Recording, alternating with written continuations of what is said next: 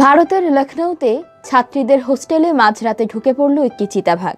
রোববার মধ্যরাতে লখনৌ শহরের ইন্টিগ্রাল বিশ্ববিদ্যালয়ের লেডিস হোস্টেলে ওই ঘটনায় চিতাবাঘটিকে তাড়াতে গিয়ে 15 জন আহত হয়েছেন, এমনটাই জানিয়েছে ভারতের বিভিন্ন পত্রিকা। পরে চিতাবাঘটিকে ধরতে বনকর্মীরা ঘটনাস্থলে পৌঁছলেও সোমবার সকাল পর্যন্ত এটির নাগাল পাওয়া যায়নি। লখনৌয়ের রাস্তায় গত দুদিন ধরেই ঘুরে বেড়াচ্ছিল চিতাবাঘটি। বড়দিনের রাতে সিসিটিভি ক্যামেরায় প্রথম তার ছবি ধরা পড়ে। তারপর থেকে লখনৌয়ের পাহাড়পুর, আদিলনগর, কল্যাণপুর এলাকায় বারবার দেখা গেছে চিতাবাঘটিকে, যদিও এটিকে ধরার সব রকম চেষ্টা ব্যর্থ হয়েছে।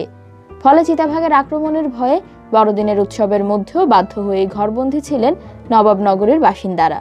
আতঙ্ক এতটাই ছড়িয়েছে যে বাঘ তাড়াতে কেউ বাড়ির ভেতরেই তার স্বরে গান বাজিয়েছেন, কেউ আবার গলা ছেড়ে পড়েছেন হনুমান চালিসা।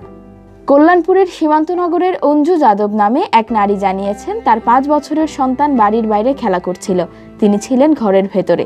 ঠিক তখনই কেউ চিৎকার করে বলে তাদের কলোনিতে একটি চিতাবাঘ ঢুকে পড়েছে। মুহূর্তের মধ্যে কি যেন একটা হয়ে যায়। আমার স্বামী ছেলেকে নিয়ে ঘরে ঢুকে দরজা বন্ধ করে দেয়। আমি প্রচন্ড ভয়ে চিৎকার করে হনুমান চালিসা আওড়াতে শুরু করি। জানকীপুরমের পাহাড়পুর এলাকার বাসিন্দারা অবশ্য কোনো ঝুঁকি নেননি।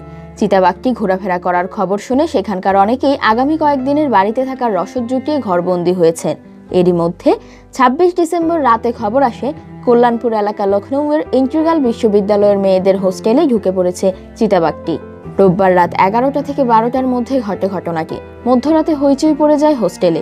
চিতাবাঘটিকে ধরতে গিয়ে 15 জন জখম হন।